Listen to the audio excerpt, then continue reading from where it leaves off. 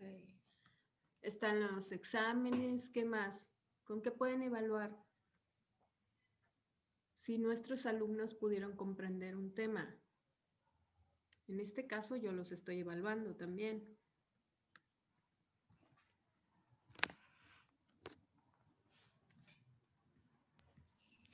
Haciendo preguntas de acuerdo a, Ok, ¿cómo se llama? Como cuestionarios, preguntas de lo que vieron en, ¿cómo se llama? En las clases. ok, preguntas abiertas, bien, indagatorias, como ahora que lo estoy haciendo. Ok, exámenes. Hay diferentes modelos para evaluar, diferentes técnicas, diferentes instrumentos. Ok, entonces ya tenemos el concepto de una técnica didáctica. Vamos a avanzar. Entonces también de manera gráfica, si checamos cómo podemos evaluar mediante porcentajes, también podemos utilizar los gráficos en barra, en histogramas, en circular, no sé, horizontales, en líneas, etcétera. Existen diferentes tipos de gráficas para poder evaluar y representar la información de si nuestros alumnos han logrado el aprendizaje que nosotros esperamos. O tal vez interpretar una información, un resumen, datos, etcétera. ¿Ok? Entonces, también conocemos otro tipo de, bueno, vamos a conocer otro tipo de evaluación que puede ser la argumentación. Argumentar qué se estudió, si vamos a evaluar individual o grupal. El docente realiza una lista de preguntas y por medio de este podrá argumentar si en la clase se obtuvo el aprendizaje esperado. Entonces, por ahí, punto y aparte, anoten cómo puedo evaluar o evaluación, métodos de evaluación y anotan argumentación, nada más. Métodos de evaluación, punto y aparte, guión, argumentación. Porque esta argumentación sustenta de manera amplia y profunda si los alumnos pudieron aprender o el grupo pudo aprender de manera individual o grupal mediante preguntas y respuestas. Argumentación. Esta también es una técnica didáctica, la argumentación, con lo cual nosotros evaluamos los aprendizajes esperados. Okay. Siguiente guión, debate. Solo anoten debate. ¿Qué es un debate? Pues bueno, es una controversia, una confrontación de dos o más oposiciones sobre un tema y sirve para esclarecer diferencias entre una y la otra posición de un mismo tema. Se escuchan diferentes opiniones, se realiza una confrontación y bueno, defiendes lo que puede ser una tesis o un tema. Entonces, anotan solamente debate. Esto se hace en grupos de trabajo o puede ser un tema a debatir en un grupo organizado que puede hablar de un diferente tema. Ok, punto y aparte. Otra técnica didáctica es el estudio de casos. ¿Alguien ha trabajado conmigo el estudio de casos de ustedes? ¿Quién ha trabajado conmigo el estudio de casos? ¿Nadie? Para trabajar y que puedan comprenderlo. Ok, los que van iniciando, por favor, anótense en el chat. Prendan sus cámaras, chicas, para poderlas ver. Ok, estudio de casos. ¿Alguien sabe qué es un estudio de casos?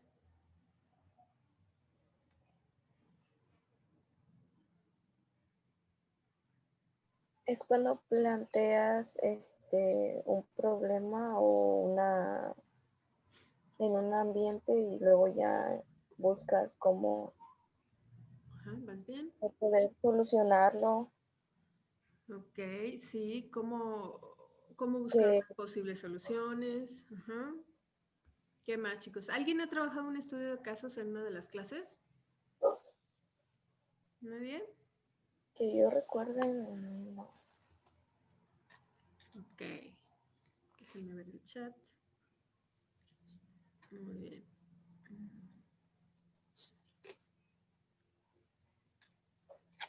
O al menos sí, pero se veía como forma de debate.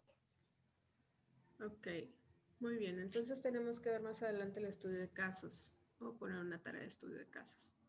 Ok, por ahí debo de tener uno para que lo podamos ver. Un momento. Bueno, entonces, punto y aparte, guión, estudio de casos.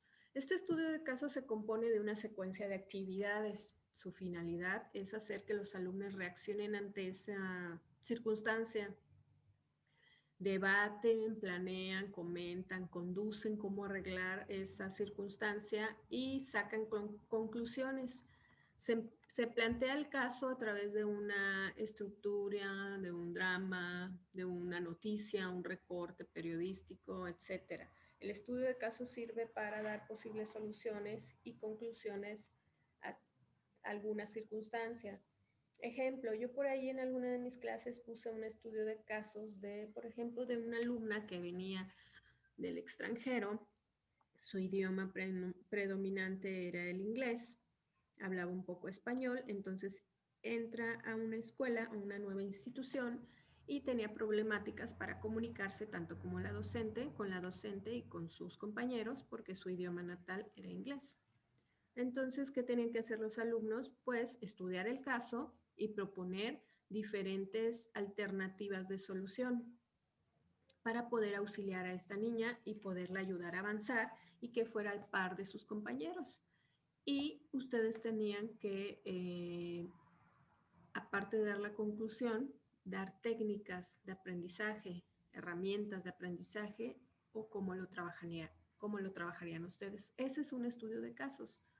Y existen diferentes de todo índole, de derecho, de educación, de economía, cualquier tipo de estudio de casos que ustedes puedan analizar, solucionar, concluir.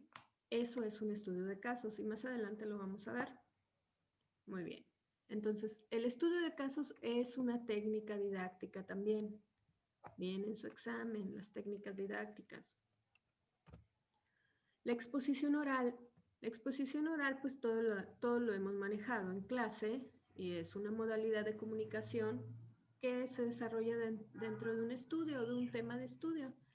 Y pues se debe tener en cuenta que el expositor debe tener confianza, tal vez para adquirirla debe realizar ejercicios de respiración, no sé, de relajación antes de iniciar una exposición oral. Y al final debe mencionar una conclusión del tema del cual se expuso. ¿Ok? Esa es la exposición oral. Entonces, como guión siguiente, exposición oral, que es otra técnica de estudio.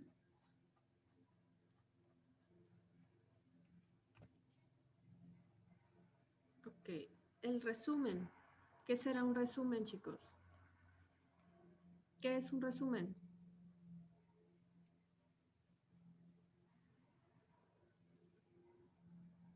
¿Qué es resumen? Son las partes más importantes de un texto, maestra, o de un tema. Ok, muy bien. Es pues, resumirlo es como hacerlo más chiquito y escoger solamente lo que es esencial para que se entienda. Ok. Las ideas y puntos importantes. Puntos importantes. ¿Quién más? Los escritos más principales de un texto. Ok. ¿Quién dijo los escritos más importantes de un texto? Yo, Leticia. Ok, es que te escuché muy bajito. Ok, muy bien. Entonces anoten punto y aparte resumen. Nada más. Y explico, bueno, como ustedes comentan, sí, efectivamente es sacar las ideas más importantes o principales de cada párrafo y debe ser breve. Un resumen es como su nombre lo indica, resumen un 30% de la información, pero con sus ideas principales, objetivas y claras. Antes de resumir, ¿qué hacen ustedes, chicas? Chicos y chicas, porque tengo alumnos. Leer, comprender. Ajá. Analizar. Analizar. Y como técnica didáctica, ¿qué hacen? Ya que leen, resumen, ¿qué hacen? Subrayamos las ideas principales. Ok, entonces es como una técnica para hacer el resumen. Cada técnica didáctica tiene su propia técnica para elaborar. En este caso, el resumen lo subrayan, resumen lo que indiquen y solo los textos extensos no, pero sus ideas principales, pero se resume en orden, siguiendo los apartados. No podemos escribir el último párrafo con el número 1, sino también llevan una secuencia. Entonces también se añade al resumen frases personales como el final, como una conclusión. Ok, muy bien. Entonces ya tenemos otra técnica, el resumen. Cuadro sinóptico. ¿Qué será un cuadro sinóptico? ¿Qué plasmamos ahí? ¿Qué plasmamos en un cuadro sinóptico? Ideas principales, maestra, haciendo pues uso de llaves. Ideas principales, muy bien. ¿Y cómo se elabora? ¿Cómo está estructurado y dibujado un cuadro sinóptico?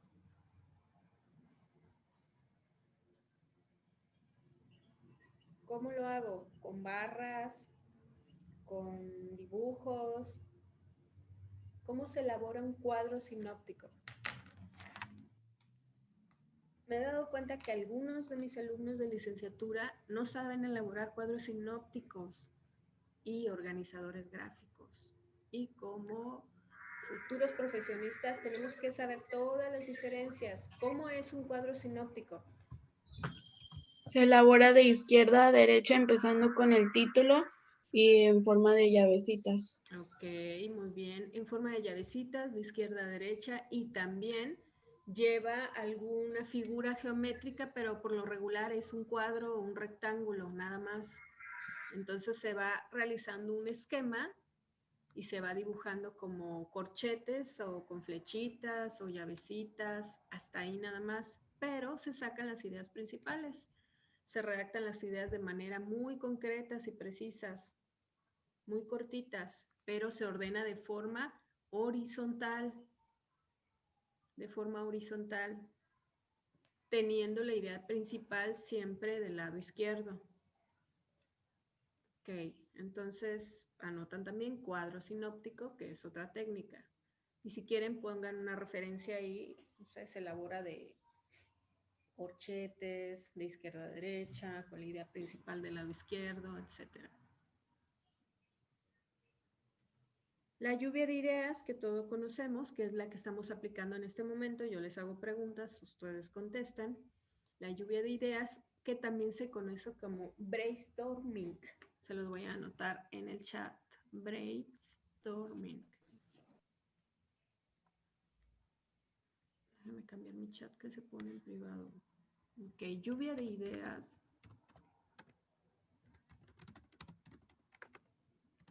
Guión, que se conoce también como brainstorming.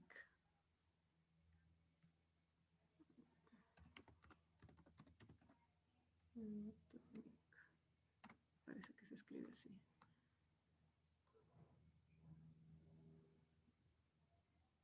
Ok, ing al final.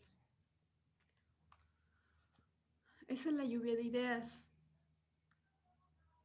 Entonces debemos estar muy actualizados porque algunos, pues como va cambiando, actualizándose la educación, las técnicas siguen siendo las mismas, pero cambia un poquitito alguna característica y cambia el nombre a veces. Se va actualizando todas las modalidades, las técnicas, etc.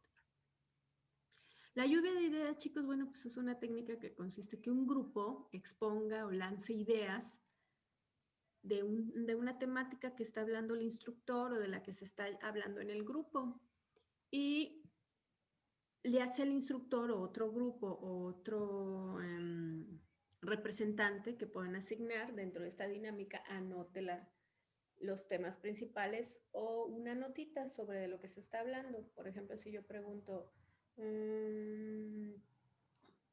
diferentes técnicas para evaluar, como dije hace rato, examen oral. Ah, ok, bueno, examen oral.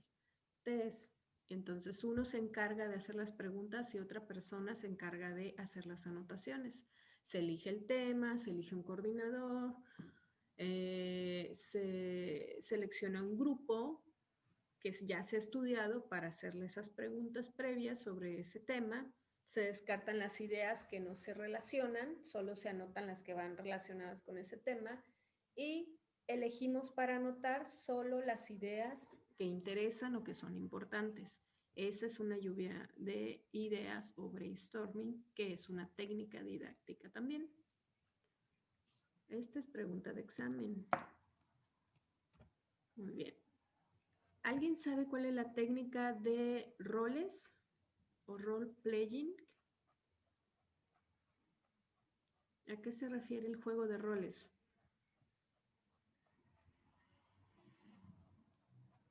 ¿Qué será el juego de roles o role No es playing? cuando como tomas el lugar del profesor y el profesor del alumno, algo así, ¿no? Me suena, bueno. Más o menos, sí. Sí, algo así. ¿Alguien más que quiera opinar? ¿Qué será el juego de roles? Su compañera ya habló algo muy importante sobre la técnica. Es como muy parecido al debate, pero uno toma un rol, así de que la maestra o maestro nos dice, tú vas a tomar la parte de, por ejemplo, un problema, tú vas a tomar esta parte de tal persona y vas a argumentar como si fueras tal persona y escoge a alguien más y le dice, tú vas a, pues, a contradecirlo o a intentar arreglar la situación o el problema interpretando a otra persona de la misma historia o pues del mismo problema.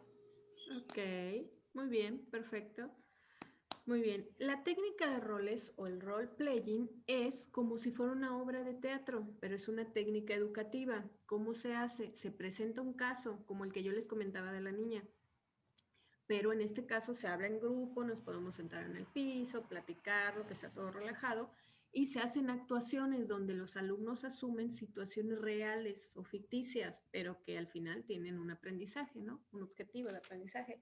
Y se utiliza para mostrar objetivamente algunas situaciones, enfatizar con actitudes. Nos metemos en el papel de esa persona que está viviendo esa circunstancia, los demás ocupamos otro papel, como una obra de teatro que al final te da un mensaje, ¿ok? Entonces anoten juego de roles o role playing. Son una de las nuevas técnicas, son pocos los maestros que pueden utilizar ese tipo de técnicas o que las conocen, pero son nuevas. Bueno, ni tan nuevas, pero que se empiezan a manejar, como el estudio de casos también. Okay. Y esto es muy importante para nosotros, en este caso, en lo que estamos estudiando como licenciatura en docencia, pedagogos, instructores, maestros, porque esto lo aprenden más los niños que aprenden interpretando y no nada más visuales y auditivos, sino que a veces aprenden mediante la experiencia. Este juego de roles invita mucho a los alumnos a que lo vivan y al final lo aprenden y es muy efectiva. Más adelante les voy a poner uno para que puedan vivirlo, aprenderlo, aplicarlo después. Muy bien. Muy bien, juego de roles. Pueden ir anotando algunas características si gustan para que ustedes puedan recordarlas, ¿eh? Yo porque no les quiero dictar tanto y quiero, bueno, confío en su memoria a largo plazo. Ok, muy bien. Ya tenemos el juego de roles. Entonces, hay una técnica que se llama Philip 66. ¿Alguien ha escuchado hablar de ella? Philip 66. ¿No? De verdad no. Ok, bueno. Esta técnica, chicas, es igual como si trabajáramos en formar grupos de seis integrantes. Esta técnica sí tiene un límite de chicos, de grupos. Cada grupo tiene que tener 6 integrantes. Entonces se debate un tema distinto bajo la dirección de un coordinador, de un representante de ese equipo de 6. La discusión del tema dura 6 minutos y se presentan finalmente las conclusiones. Esta técnica es utilizada porque facilita la participación de todos y busca confrontar opiniones diversas, opiniones en breve tiempo, debaten, se confrontan y al final se llega a una conclusión. pero todo tiene que ser 6 integrantes y 6 minutos. Por eso se llama Philip 66. Philip 66, ¿ok? Se los anoto en el chat.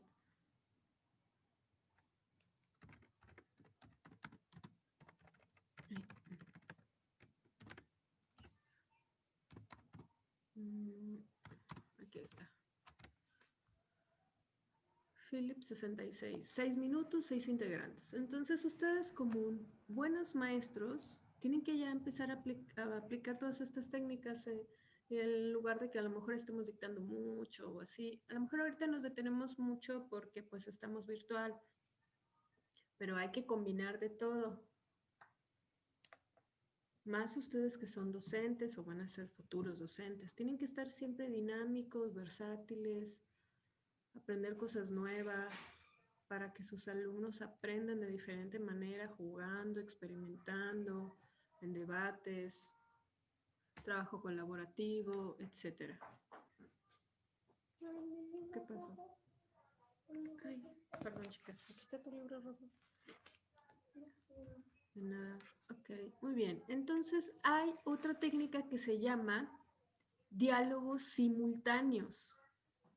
Esta técnica de diálogos simultáneos se conoce también como el cuchicheo. Entonces anoten la que sigue, diálogos simultáneos entre paréntesis cuchicheo.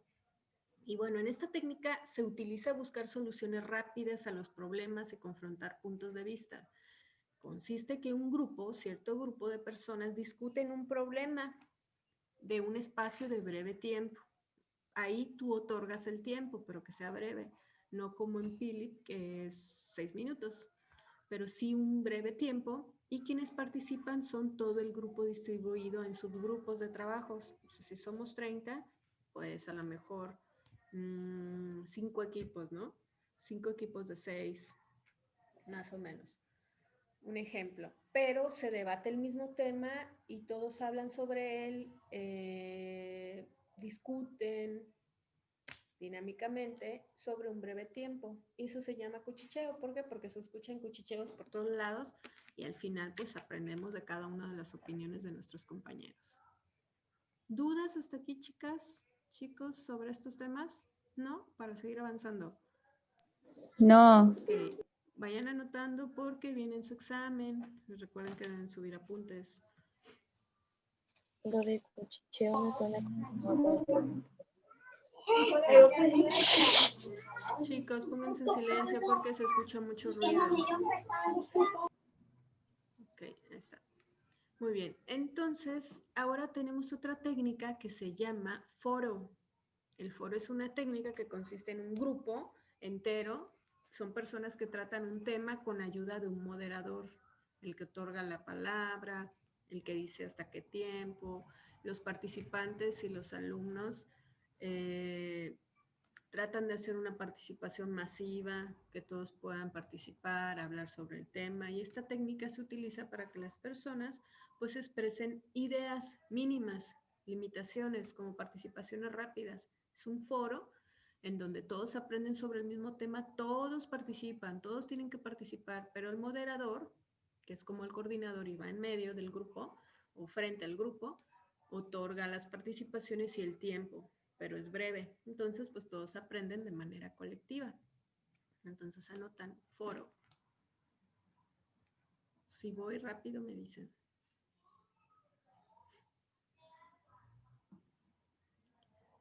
Y otra técnica que es muy conocida y muy parecida al foro, al debate, pues es la mesa redonda. Solo la diferencia es que aquí que se sientan como en una mesa redonda. Hacen como si fuera un círculo. Por lo regular se sientan todos en mesas largas, pero se va formando un semicírculo, círculo. Es una técnica que consiste en un grupo, pero de expertos. Tienen que ser expertos sobre el tema que discuten o el asunto que se discuta y debaten. Los alumnos deberán estar escuchando la mesa redonda de los expertos. Ocasionalmente pueden intervenir si es que les dan la palabra, pero la mesa redonda es como que tú vayas a escuchar sobre un tema de lo que hablan ciertos expertos, ¿ok? y se utiliza para presentar información. Ok, mesa redonda entonces. Pero pueden poner entre paréntesis que solo se da entre expertos que conocen del tema. En este caso, si lo ponemos en alumnos, pues deberán estudiar primero el tema y ya que estén especializados o muy enterados de ese tema, ya pueden realizar su mesa redonda y los demás ser espectadores. Maestra, perdón, ¿para qué dijo que se utilizaba? Para debatir un tema o dar una información.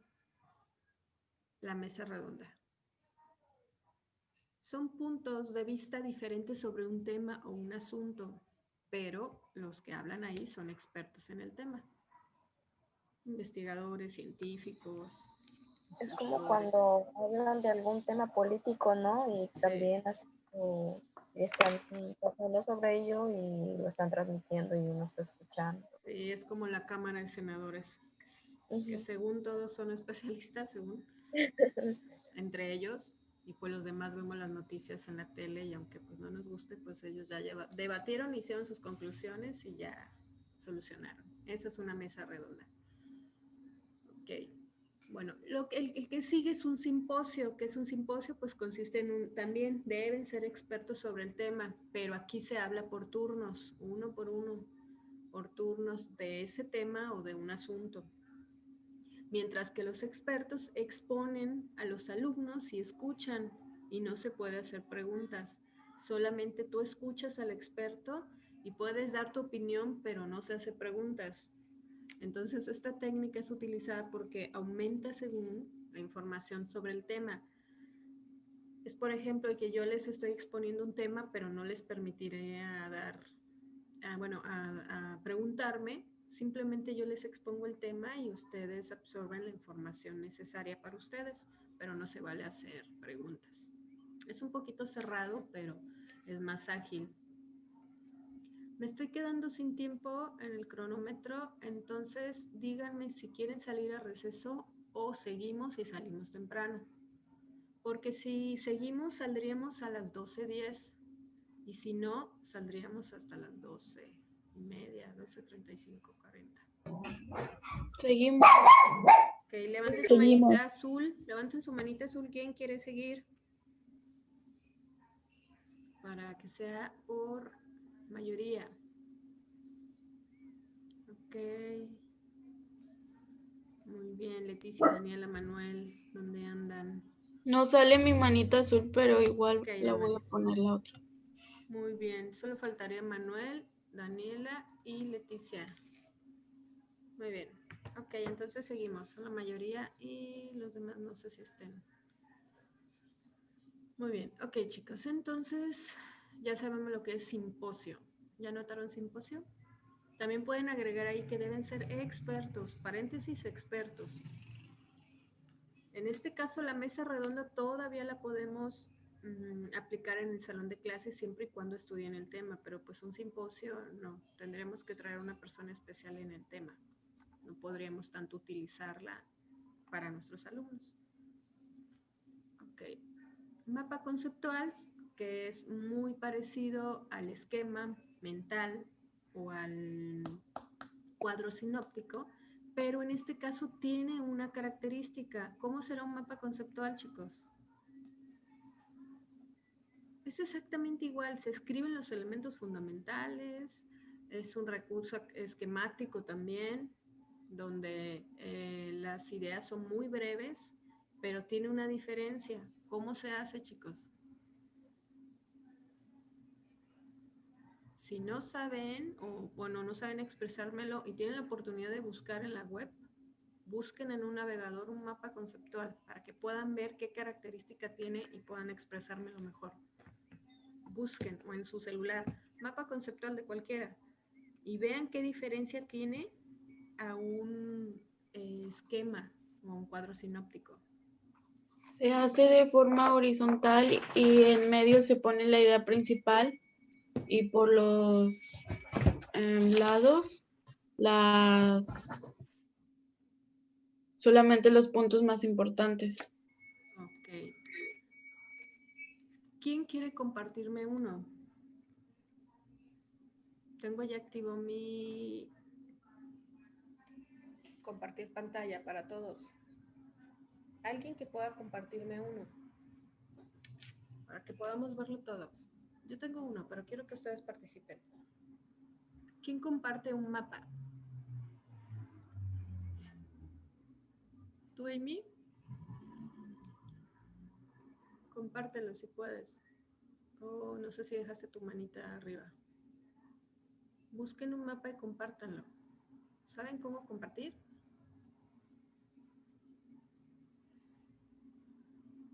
¿Nadie sabe cómo compartir, chicas? ¿No? Ok.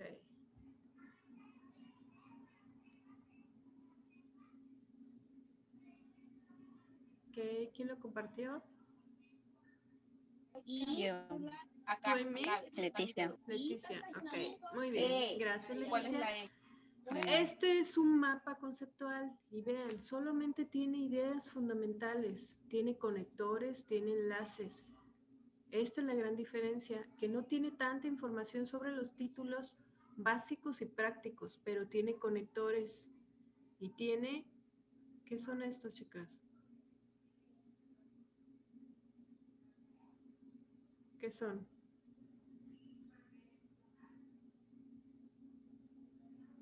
símbolos, colores, palabras. No. ¿Con qué está seleccionado? ¿Qué son?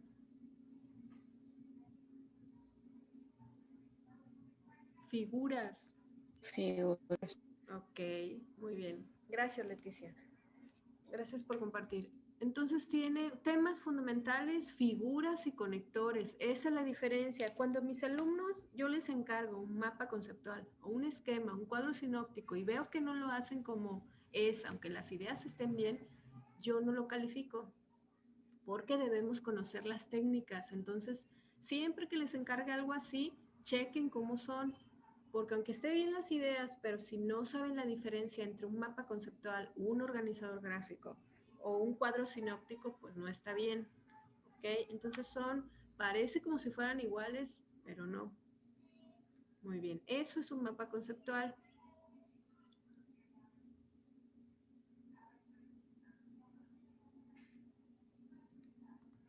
Déjenme quitarme. Ahí está. Muy bien. Entonces, ese es un mapa conceptual. Elementos fundamentales, es también un recurso esquemático, etc. Vamos a ver ahora qué es una red semántica. ¿Alguien sabe cuál es una red semántica? ¿Quién sabe qué es una red semántica? Ok. Una red semántica es casi muy similar al mapa conceptual, pero como su nombre lo indica, es como si fuera en red. También lleva enlaces, figuras geométricas, rectángulos, óvalos. Por lo regular siempre llevan óvalos, rectángulos y cuadrados, pero ahí se representa un segmento de información. Por ejemplo, dice elaboración, mapas conceptuales o imagen, y ya tiene su enlace, baja a un círculo, a la derecha se va a un rectángulo. Igual se plasman ideas fundamentales, pero se subdividen en muchas partes que integran esa idea. Y se identifica porque tiene como una red de conexiones entre todas las partes. O sea, es muy extenso, pero no tiene un orden, nada más una conexión. Eso es Sí, una red semántica. Ya lo estoy viendo. Muy bien. Ok. Y bueno, el mapa semántico es muy parecido, pero ahí ya sí se escriben un poco más de ideas, porque es una técnica que abarca diversas estrategias diseñadas. Puede tener lo del organizador gráfico, que son figuras, puede tener mapa conceptual, que son corchetes, puede tener una red semántica, que son diferentes conectores. Entonces se expande mediante comentarios, diferentes ideas, comentarios, y se anota solamente los conocimientos que han aprendido. Por ejemplo, lo que aprendieron hoy, yo les puedo decir, todos hagan un mapa semántico de todo lo que vimos en la clase. Se hace un mapa grande semántico relacionado con el mapa mental, con el esquema mental, con el organizador gráfico, con la red semántica, y se pone todas las ideas principales que estudiamos hoy. Eso es un mapa semántico. ¿Dudas hasta aquí, chicos? Chicas y chicos. ¿Nada? Ok, seguimos entonces. Deben ir anotando, mapa semántico y así. Ok, muy bien. El siguiente es una red conceptual. Ahí parece ser igual. Una red conceptual también es de figuras y también lleva conectores, pero ya se representa con oraciones ya más largas. Por ejemplo, si yo quiero expresar las matemáticas o el español, pongo título en un cuadrito. Matemáticas, punto y aparte. ¿Para qué sirve? Y anoto para qué sirve. No sé, estudio del álgebra, y ya abajo, punto y aparte, explico qué es lo que voy a estudiar de álgebra, etcétera. Luego vuelvo a abrir otro conector, hago otra figura, un rectángulo, no sé, y abro otro tema. Entonces, esta red conceptual representa un conjunto de oraciones de un solo tema, pero ya tiene más texto, ya explica más sobre el tema, y aunque habla de los significados básicos del tema del que vayas a exponer, ya tiene más información, pero también no tan extensa, pero sí los puntos más importantes. Pero es muy parecido, se puede llegar a confundir con un mapa conceptual, solo que tiene más información. Esa es la red conceptual. Okay. Hay una técnica que probablemente no han escuchado y se llama V-heurística.